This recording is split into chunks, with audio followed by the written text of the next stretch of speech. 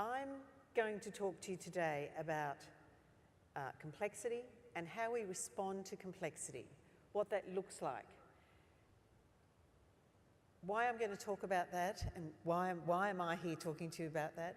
So in my experience of being both at an organisational leadership level, at Lifeline and Beyond Blue, and sitting around the table trying to think about what do we do to change the mental health system in Australia, it challenged me and my colleagues to really think about systems and how systems work, to delve into systems theory, and to better understand complexity and how we respond to that and how we work together.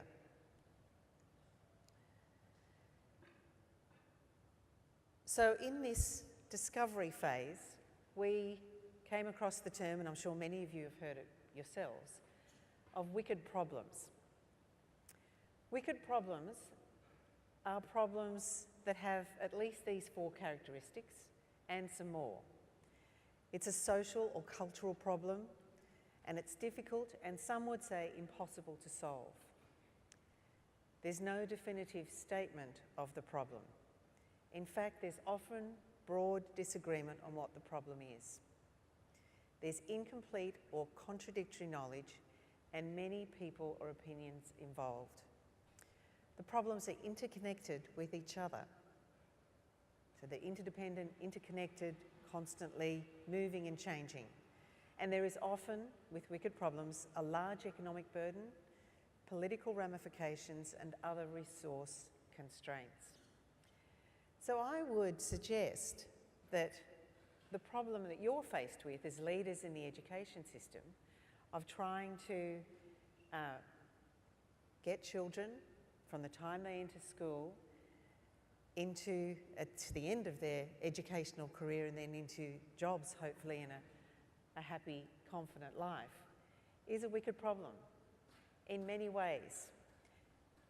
There are many different opinions about what sort of educational system, what it should look like, and what are the learning styles. There's incomplete and sometimes contradictory knowledge.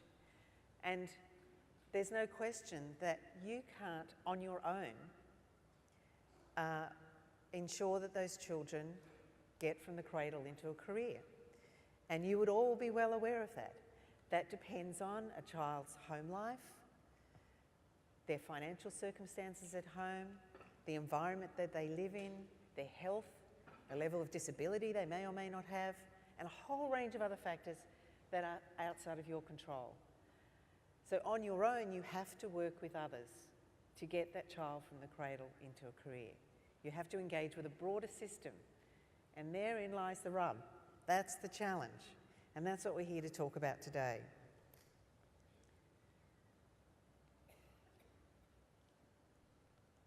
So, as Martin Luther King said, we are caught in an inescapable network of mutuality, as Martin's just talked about, tied in a single garment of destiny. Whatever affects one directly affects all indirectly. So I've just put 3 bubbles here that educators can't achieve their outcomes without healthy children who live in financially stable homes. And there's more factors. People can't achieve good health and well-being without education and jobs, and there's other things that they need. And employers can't get the skilled staff they need without healthy, educated people. So we're all tied in this society. And institutions, governments and civil society everywhere is grappling with this connectedness, this interconnectedness, and how we're entwined together and how do we work together to move through and to adapt to this continually changing environment. Yet, in spite of all of that, as Martin just said, we keep doing the fast thinking and we maintain our isolated effort in our little silos. So you can't see the detail of this, but this diagram is the little red child up the top there. This is a child just seeking to get speech therapy. The green boxes are the educational parts of the system, different educational organisations. The orange is welfare or yellow, and the blue is health. And this is just one child trying to navigate one part of our system. And this is how we're working currently. We're working in this way where we work in isolated silos and we're trying to solve complex problems. Last time I was here and I was able to address many of you, and it's a real privilege to be back here again, I talked about the Cynefin framework. And I know that many of you has found this really useful to help frame the thinking around how we make decisions in a complex world. So I'm just going to go through this very briefly, and I'm hoping that many of you had a chance to look at it in the pre-reading or looked at the YouTube clip. So this was developed by Dave Snowden, and Cynefin is a Welsh word and it means habitat, the place where we inhabit. And you can see in the middle, there's a little yellow box, and that's disorder. And he makes it very clear that that's the space we mostly inhabit. We often are straddling, we're trying to work out how we find our way through decision making, and we sit in the place of disorder. And he's also very clear with this framework that it's a sense-making framework. It's not a categorisation framework. It helps us to make sense of what decisions we might need to make in for different problems. And you can see in the bottom right-hand quadrant there are simple problems, and with the simple problems we can apply best practice. Cause and effect are close together. It's very easy, and coordination works very well. That's the skill set that you need, coordination. Above that, complicated problems, we kind of know how to do that, good practice. We might need to do some technical analysis, and that may require some cooperation. And we're really good at that side of the table. We're really good at that sort of decision making. That's the stuff that Martin was talking about, the fast thinking. Education and training is really useful in those sorts of problems. The rules of intervention and standard operating procedures are all there. We've nailed that. We're pretty good at all of that. It's when we get to complexity, which is in the top right-hand corner, that things get a little messier. And what he talks about is that in complexity, cause and effect are a long way apart. So that's the wicked problems that I just talked about. And in this type of problem, it's a different skill set that we need. And the skill set is collaboration. And collaboration is something we're still coming to grips with. We use the word a lot, but I don't know that as a society, as a whole, that we have a deep knowledge of it. And that's what we're in the process of starting to learn. I've just spent a week with a whole bunch of colleagues in Sydney talking about this and trying to unpack it. And many people that have been working in this sort of deep collaboration for a long time will say, we maybe know 30% of what we need to know about how to do this work. So don't feel bad if you don't know everything. You're in common territory. We're all in this together. We're all learning how to adapt to this new complex world and learn new skills to how to navigate our way through it. And the practice here, the practice is emergent practice.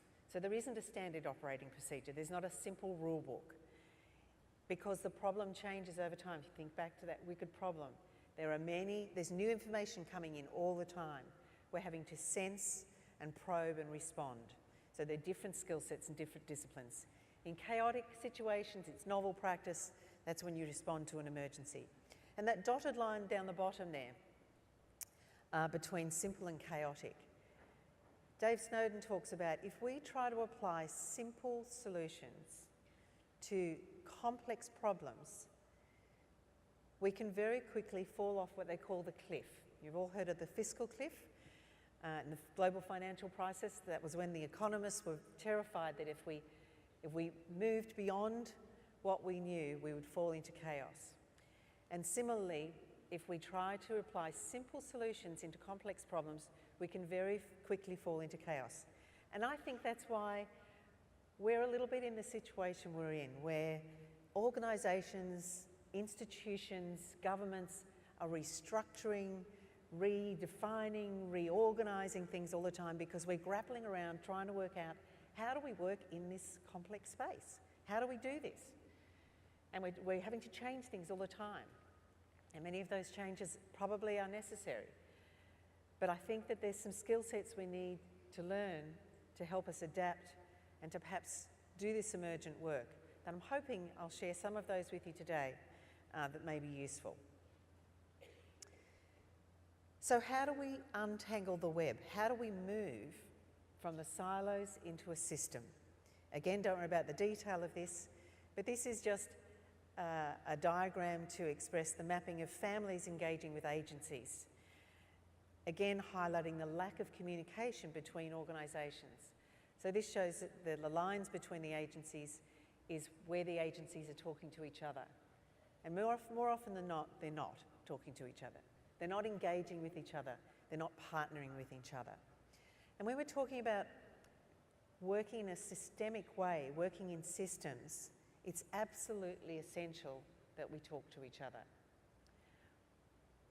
One of the key features about working in a systemic way, working in a system, one of the key features about solving systemic problems, because no one part of the system has all of the answers. No one part of the system on its own can solve the problem. No single organisation, no single sector, no single institution can solve wicked problems on their own, because all parts of the system have different pieces of the puzzle. The way you solve systemic problems is by getting all parts of the system in the room together. That's one of the things that systems theorists have learned, and a lot of that learning has emerged out of the design theory and engineering and those disciplines. And as Martin said, that system thinking doesn't come naturally to us. We've been trained to think in a very transactional way. We've been trained to think in best practice and good practice. So it's a big leap to think in this new and different way. So we talk about cooperation, coordination, partnership, and collaboration. There's a spectrum of ways of working. They're all valid in different times and different places, and they apply in different situations. Collaboration is essential for working in complexity. There's no question about that. I think there's full agreement about that. But on top of that, how do we work in a systemic way to solve these complex problems? There's been a framework developed by a couple of Harvard fellows as they've tried to grapple with how do we get a greater impact on the social challenges that confront us? How do we move from isolated impact to collective impact? How do we collaborate for collective impact? And they've come up with this framework called Collective Impact. And it's a cross-sectoral framework to guide systemic, complex social change to tackle our wicked social problems. So I'm going to briefly explain this framework to you. As I said, it was developed by a couple of Harvard fellows and out of a consultancy set up by Michael Porter. Many of you may have heard of him, management guru.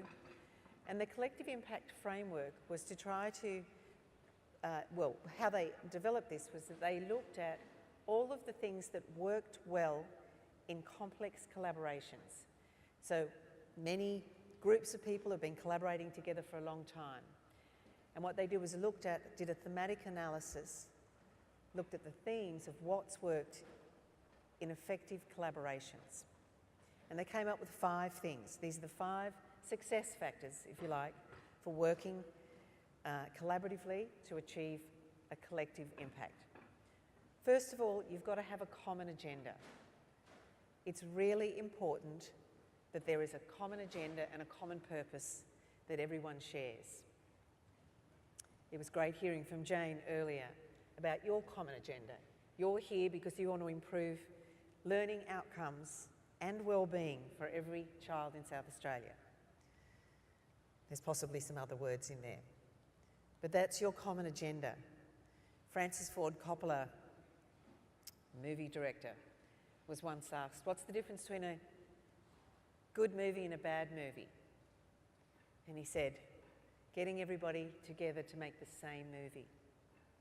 It's really important when you get a group of people together and you want them to work together and you want them to collaborate together. So when you're working in your partnerships, in your communities, as educators, you will have to be working with the welfare sector, and you will have to be working with, and you are, I'm sure, working with government, and you're working with local councils, and you're working with other health providers.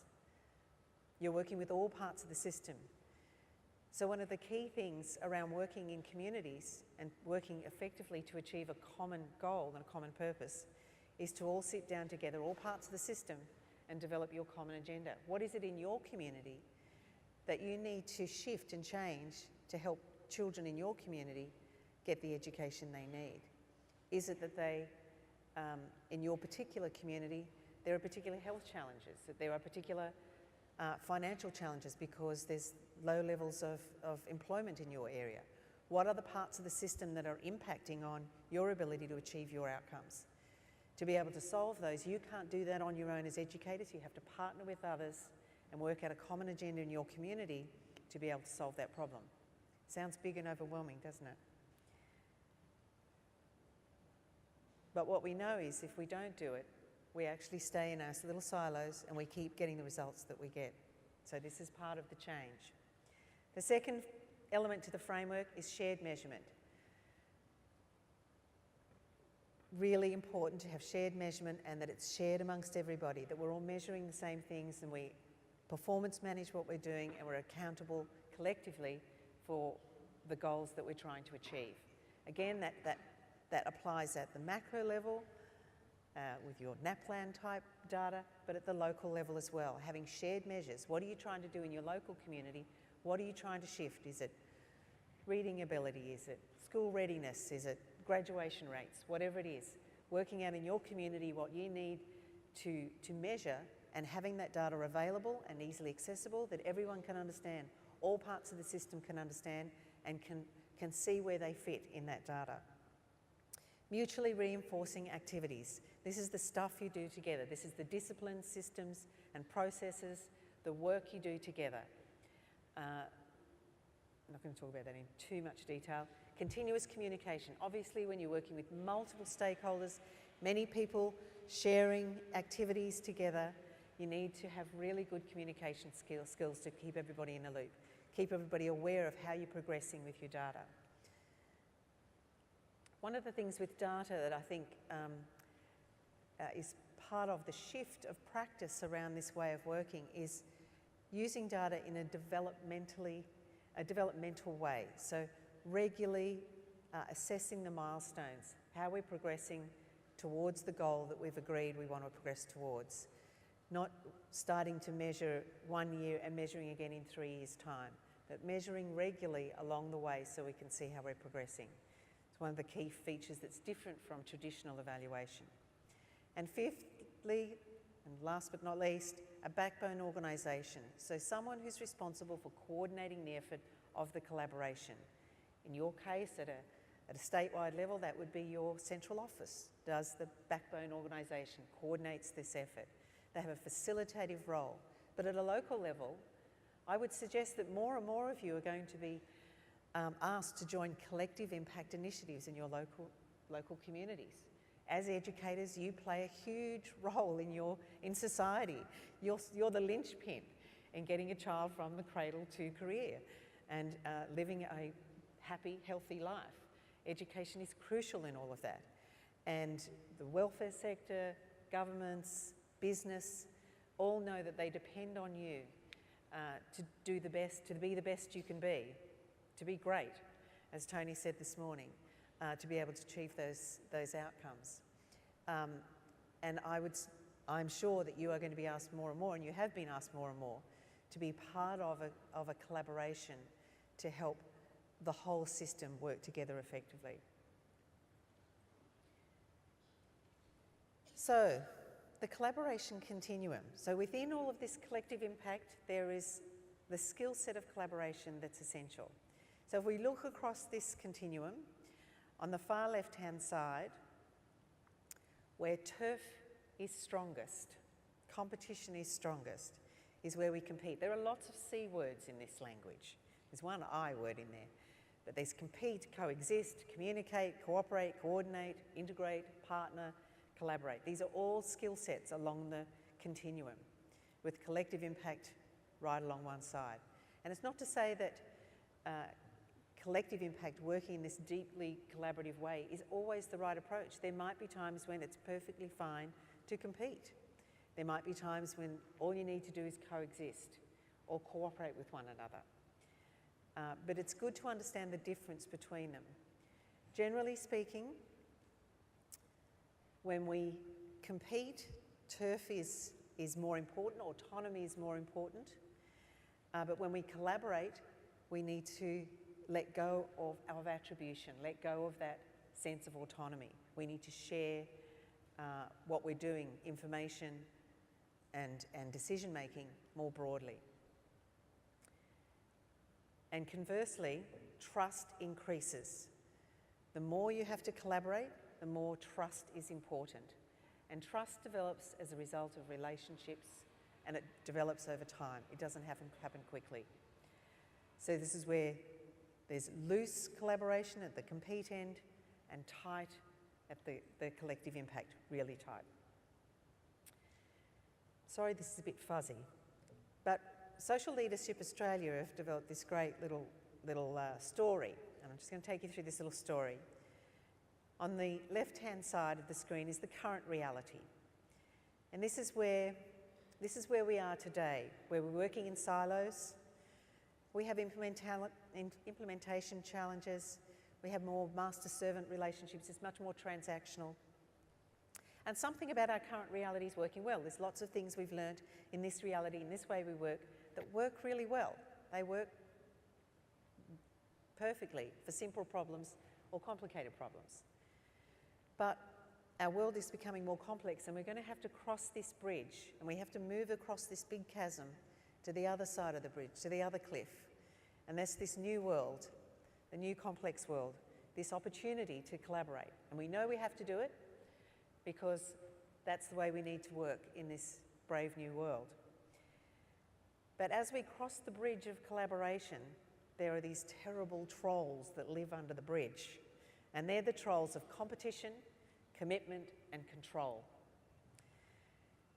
Competition, I'm sure you're all very aware, and Martin raised it in that Grattan report, that competition is very unhelpful when you're trying to collaborate. There may be places where competition is useful, but when we're trying to collaborate, there is we have to be able to let go of some of the attribution, because no single entity, no single organisation, no single educator, no single school on its own can achieve the outcome on its own. So we have to be able to work together, and so we have to work through those trolls. Commitment, how committed are people to the common agenda? Working through that commitment, building the trust, building the relationships takes time. And our need and our desire to control the agenda, control everything that's happening, to ensure that we get the credit for the work that's being done, that our school or our institution, our organisation gets the credit, or being able to control everything that's happening and all the decision making. So this is the challenge for us. We have to move across this bridge from the current reality to the future opportunity, the common purpose, where we will arrive at improved services, more person-centred programs and schools and services, improved implementation, greater levels of learning, and reduced costs. This framework has been developed by an organisation called Twyfords, and it's about collaborative governance. And it unpacks what are the structures and the systems and the processes that we need to develop to be effective at collaboration. What's the governance model, if you like, around how we do this collaboration? How do we get across this bridge? So first of all, you can see down the bottom is the dilemma, and what we want to do is get to the solution. So we've just heard that this is emergent practice. This requires slow thinking, not fast thinking, as Martin was just talking about. And this has been developed again out of a group of people who've done deep collaboration for many years in many environments, many systems, the environments, social welfare, a whole range of structures. And you'll see that as you move closer to the solution, we need to increase capacity, so our skills and our abilities, and we need to increase trust. So the first 3 steps on this collaborative governance framework are really what you would call preconditions. These are the things that have to happen first before you get to number 4. And number 4 is where you really get to start to collaborate together. So first of all, everyone has to commit to the collaboration. Again, back to Francis Ford Coppola, getting everybody to make the same movie, getting everybody moving in the same direction, getting everybody committed to collaboration doesn't happen quickly. There are many of us that it's really hard to shift from simple thinking, fast thinking, to slow thinking. I think Martin illustrated that beautifully. It's really hard work. It's challenging. Our brains aren't wired that way. It's not the way we've been taught. So this committing to collaboration can often take a lot of time, and usually many conversations. There is kind of no shortcut for that. It's often many conversations as we rewire our brains and we build trust with each other around how we're going to partner together to get to our common goal. And you'll see that these are circles.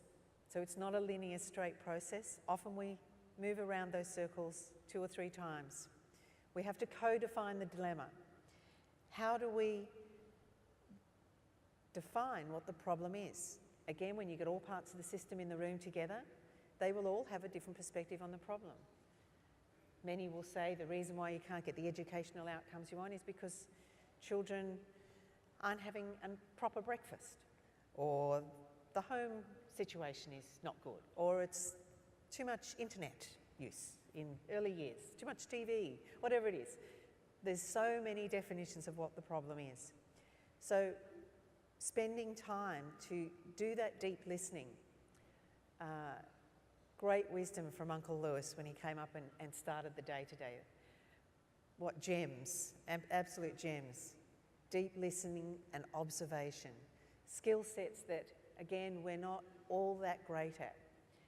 One of the things that I just remembered as he was telling that story that I learnt from other Indigenous leaders a number of years ago, and I'm not sure in Uncle Lewis's group and his language whether there is more than one word for listening, but in many Indigenous languages, including Aboriginal languages, there are many words for listening. And I know that at least one Aboriginal language in Australia, there are 5 words for listening, 5 different words. We have 1 word. So we only think of listening in a kind of a linear way. And you as educators would know this more than anyone. You could probably define these 5. And I know one of these ways of listening that these Aboriginal people, how they would practice it, is they would come together when they were making a really big decision, and they would sit together for 2 or 3 days and no one says anything, not a word. I tell you, I've been in many meetings where I think we would have gotten a better outcome if we did that than a lot of the talking that happened. But they would sit and listen, so deep listening, letting the subconscious really knowing each other and knowing that deep observation of each other. So co-defining the dilemma is really essential. Co-designing the process. How are we going to work together? Those disciplines around the roles and the responsibilities. Who's going to do what? Who's going to make the decision at the end of the day? How are we going to work together? If you co-design that process together, people will buy into it and be more engaged and be committed to that partnership. And then you get to the real collaborative work, which is co-creating the solution. And then you can move on to co-delivering the actions. So that's what collaboration looks like. It's not a fast thing, it's a slow thing. And it's not suitable for every problem. There are some problems where you just need to make a decision and get to the solution. But if you're really working with complexity, this is the kind of process you need to go through. And you can see that along the bottom, you need certain mindsets, appreciative mindsets. There's the whole discipline around appreciative mindsets. With deliberative processes, that's disciplined systems. There's lots of rigour in this. And that's how you get to enduring solutions, not something that doesn't last, because you've built up the relationships and the capacity. So as Martin said this morning, it's about going slow to go fast.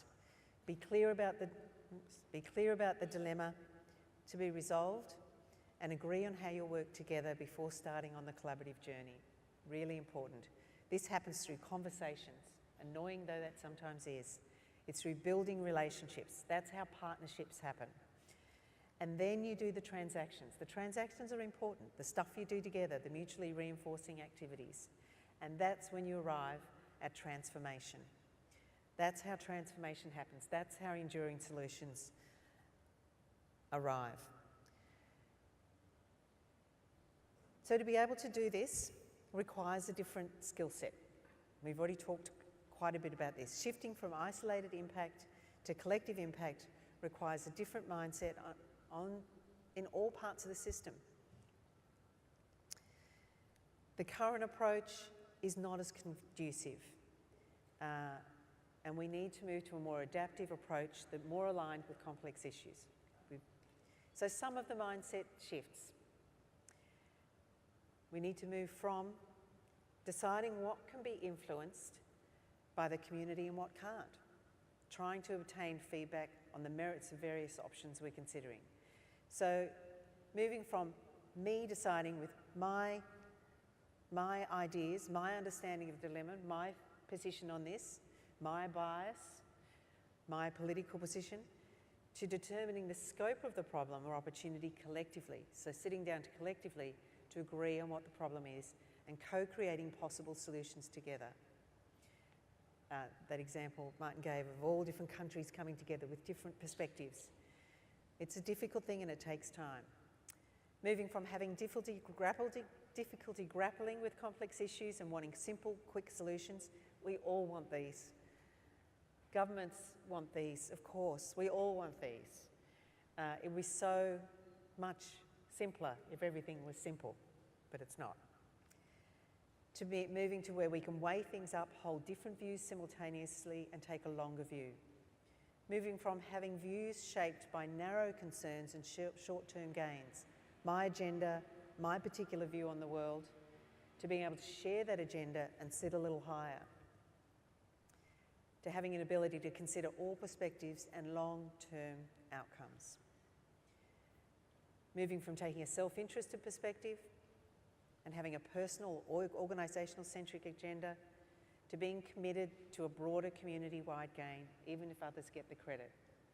So moving from an ecosystem to an ecosystem, as some have said. And it's not easy because our systems and our structures, many of them have rewarded us for being the best at something individually. And so moving into this, a broader partnership and collaborative way of working is quite challenging. And it means we've got to be brave and be willing to counter that culture. And moving from a risk intolerance or assessing the risks that certain interest groups pose to our proposal, to taking smart risks and managing risk, to co-designing how we'll work with the broader community of interest on this challenge. So I'm just going to give you a couple of little case study examples of where this is happening. Collective impact, unfortunately a lot of these are international, and it's not that they aren't happening in Australia, it's just that Australia's not as good at writing them up as case studies. It's one of the things that I'm going to try and correct over the next 12 months. And there are many great collaborative ventures happening cross-sectorally in Australia. They're just not written up as well. So one of the early collective impact initiatives started in Cincinnati, Ohio, and their vision was to move a child from the cradle to career. And I think those of you that were here last time and I talked about this, when they got together as a community, they had had very poor educational outcomes for over 15 years, yet they had philanthropists investing millions of dollars in their community. They had really enormous effort. Very clever, smart, hardworking people had worked really hard to improve things, but nothing had changed. And it's because it was a broader systemic problem. It wasn't the problem of their educational systems. And so how they developed their overarching goal and then their 5 sub-goals and their 53 indicators with 300 partners, they have 300 partners in this collaborative, is that they sat down together for 3 years. It took them 3 years to work through this. And they sat in a room every month and worked through it. And they were determined to stick it through until they got a common agreement, until they got that co-design and co-agreement around what the dilemma was and what the solution was. And this is the results. So since I last talked to you, they've had another report, so you can see the final improvement. This is just on one of the measures, and this is the percentage of children ready for school. It's gone up to 56%. So they started in 2005 at 44% of children ready for school. Now they're at 56%. Their target is 85%.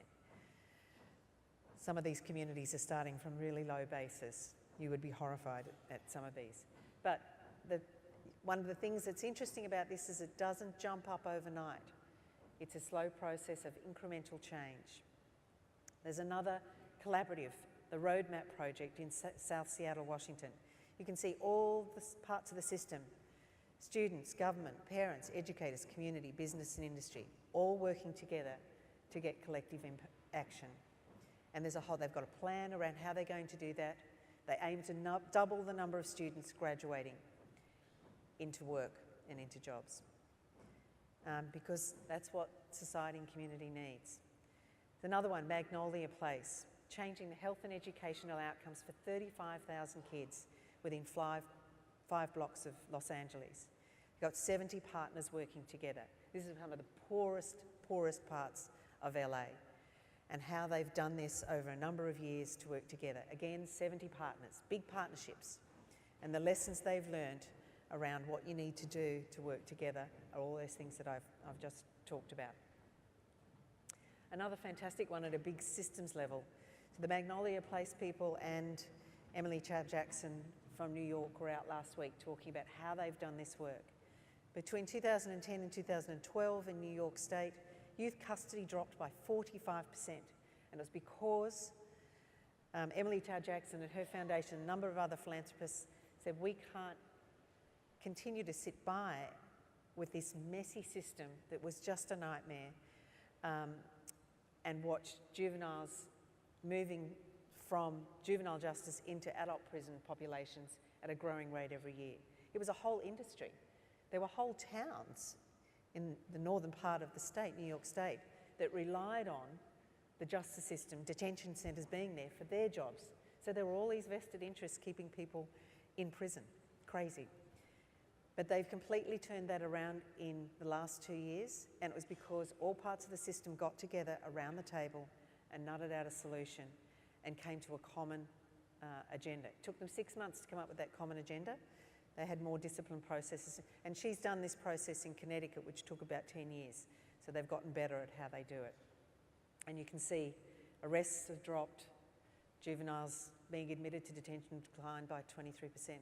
But we have many of the same challenges, and in some of your communities, I'm sure you're working in, this is one of the big problems. Young people are offending on small things, and then they progressively get caught up in the system and then get lost in that system. In Victoria, we're spending $50 million building a new youth detention centre to house 50 young people. I could think of a lot of better ways to spend that $50 million, getting in early.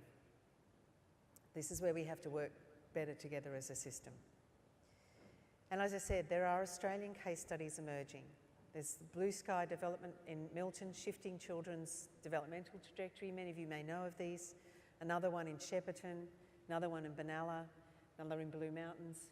And we're watching all of these very closely, doing the same things, working with large cross-sectoral groups to try to shift some of the intransigent systemic problems to improve outcomes for all of us. So the key success factors for effective collaborative partnerships, in summary. Institutional adaptability, so the flexibility to work outside of traditional ways of working. The ability to be nimble, pursuing opportunities to partner as they arise. And the willingness to learn new skill sets. The cultural shift, getting comfortable with uncertainty and the adaptability needed to work with diverse stakeholders. Having a greater awareness of the shift in the power dynamics and being open to new approaches and collaboration. And having a long-term orientation. Partnerships and collaborations is not quick work. I know there'll be expectations on all of you to get quick wins, and there will be things that you can plan where you can get quick wins. But there'll be other things that will take longer. And those partnerships that you develop in your communities between different schooling systems and more broadly will be based on your relationships, the relationships you have with the people in your communities. And that's where the gold is, and that's where you'll get the outcomes. So a commitment to working together regardless of who gets the credit, understanding the time span needed for systemic change, and comfort with using the interim milestones to measure progress. Having good data and good dashboards to communicate that data with, and regularly looking at them and making decisions based on that data.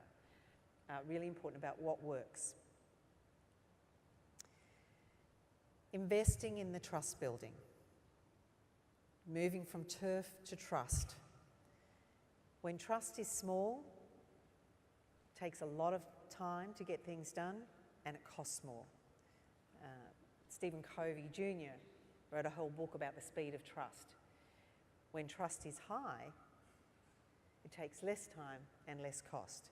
So it's worthwhile investing in the relationships and the trust to be able to work together. It's crucial for partnerships. It's the core thing, it's the core currency, if you like, that you need to be able to work together.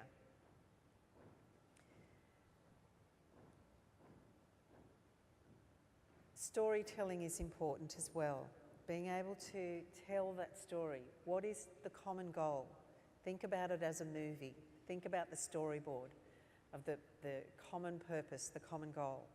How are you going to get those good outcomes for young people? And it's our capacity to step into the unknown with others that allows us to bring our better selves into the work of leadership. To do this, we do need to trust ourselves and step off the solid ground of what we know, the simple thinking, the fast thinking, to be present and open to what emerges. If you want to read a fantastic book, this book, The Australian Leadership Paradox, was written by Jeff Wagner and Liz Skelton from Social Leadership Australia. It was just published at the end of last year and talks about some of the paradoxes we face in Australia around leadership.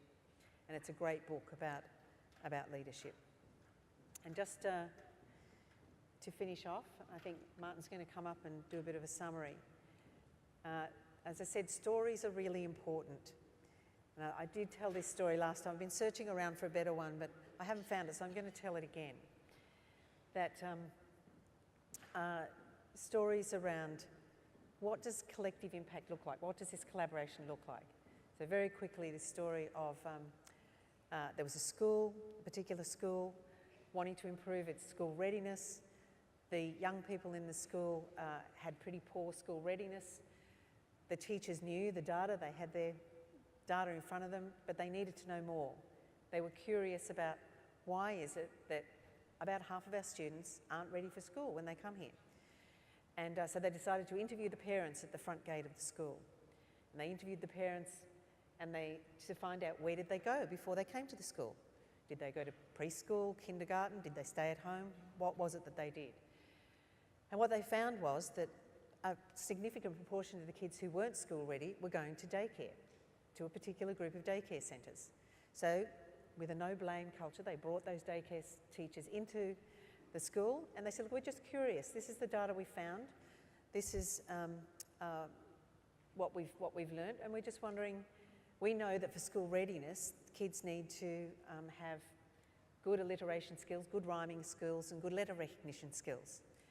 And they're not coming to school ready with those. And the daycare centre teachers said, well, we didn't know we were supposed to be teaching that. They'd never been invited to be part of the conversation around school readiness. It was the first time they'd been in the room with those educators. And so they said, we'd happily teach those rhyming, alliteration and letter recognition skills. So the backbone group that was coordinating the effort pulled together, pooled funds, got training for those daycare teachers and trained those teachers in alliteration, letter recognition and rhyming skills. And lo and behold, surprise, surprise, after that, the readiness rates went up. Those stories around working together and partnering together are very powerful in sharing what it takes to be able to do this work. That's the work that has to be done.